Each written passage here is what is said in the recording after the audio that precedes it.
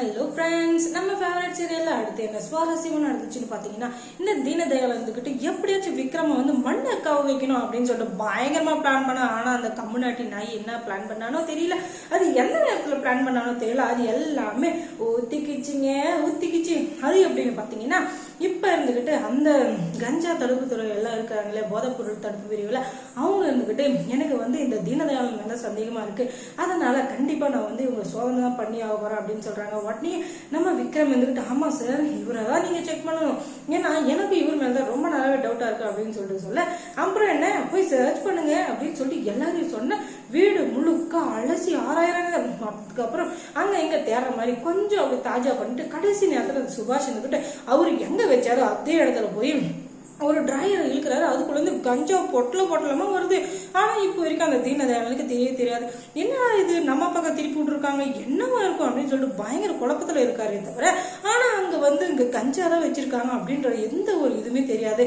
அது தெரியாது இருந்துகிட்டு ஏதோ ஒரு இது சர்ச் என்ன பண்றாங்க, அதனால நம்ம வீட்டுல நான் இருக்கா போகுது அப்படின்னு சொல்லிட்டு தைரியமா இருக்காரு. இருந்தாலும் அது வந்து ரொம்ப நேரத்துக்கு நீடிக்கலைங்க. அதுக்கப்புறம் சார் கிடைச்சிருச்சு சார் அப்படின்னு சொல்லிட்டு குடுக்குடு எடுத்துன்னு கூட என்னவா இருக்கும் அப்படின்னு சொல்லிட்டு அந்த தீனதயாளுக்கு ஒண்ணும் புரியலன்னு பாத்துவாங்களா.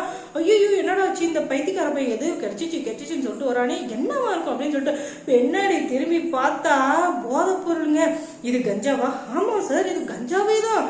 இது எங்க இருந்து எடுத்தீங்க?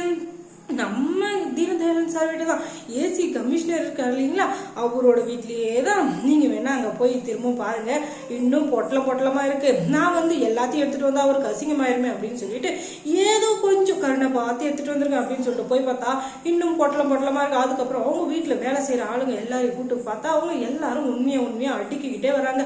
ஆமா சார், இந்த வீட்டுக்கு நிறைய பேர் போதை பொருள் வாங்க வருவாங்க, அவங்க எல்லாரும் வாங்கிட்டு போவாங்க, அதை சொல்லக்கூடாது எங்களை மிரட்டி வச்சிருந்தாரு, அதனால சொன்னாங்க அமைதியா இருந்தோம். இதெல்லாம் சப்ளை பண்றதெல்லாம் இப்பவா நடக்குது, ரொம்ப காலமா நடக்குது, ஏதோ இப்பதான் வந்த மாதிரி புதுசா கண்டுபிடிச்சிருக்கீங்க அப்படின்னு சொல்லிட்டு இவங்க சொன்னதும் ஆதாரம் எல்லாம் இப்ப ரொம்பவே இதுவாயிடுச்சு. இனிமே தப்பிக்கிறதுக்கு வாய்ப்பே இல்லை ராசா, வாய்ப்பே இல்லை. உன்னை அப்படியே டர் ஆக போற, இந்த ஸ்டேஷன்ல வச்சு உன்னை முங்கு குத்துற நீ என்ன ஆக போற அப்படின்னு சொல்லிட்டு அங்க இருக்கிற ஆபீசர் எல்லாம் கொள்ளன்னு பேசிக்கிட்டே இருக்காங்க. அதுக்கப்புறம் அரெஸ்ட் பண்ணுங்க அப்படின்னு சொல்லிட்டு கையில விலங்க மாட்டி இழுத்துட்டு போறாங்களே. என்ன அழகா இருக்கு இந்த தீனதயாள் எத்தனால நம்ம விக்ரம் கினியாவும் கொடுத்த அந்த டார்ச்சருக்கு அதை பாக்குறதுக்கு அப்படியே கண்பொள்ளா காட்சியா இருக்கு. இன்னும் அதை பார்த்துக்கிட்டே இருக்கலாம்னு தோணுதுங்க, அந்த அளவுக்கு சந்தோஷமா இருக்கு. அதே மாதிரி நீங்களும் சந்தோஷப்பட்டீங்கன்னு நினைச்சீங்கன்னா அதை வந்து கமெண்ட்ஸ்ல தெரிவிங்க. தொடர்ந்து இந்த சேனலை பார்க்கணும்னு நினைச்சீங்கன்னா முதல்ல இந்த சேனலை சப்ஸ்கிரைப் பண்ணுங்க, அதோட நம்ம சேனலுக்கு சப்போர்ட் கொடுத்துக்கிட்டே இருங்க. தொடர்ந்து இந்த சேனலை பார்த்துக்கிட்டே இருங்க. தேங்க்ஸ்.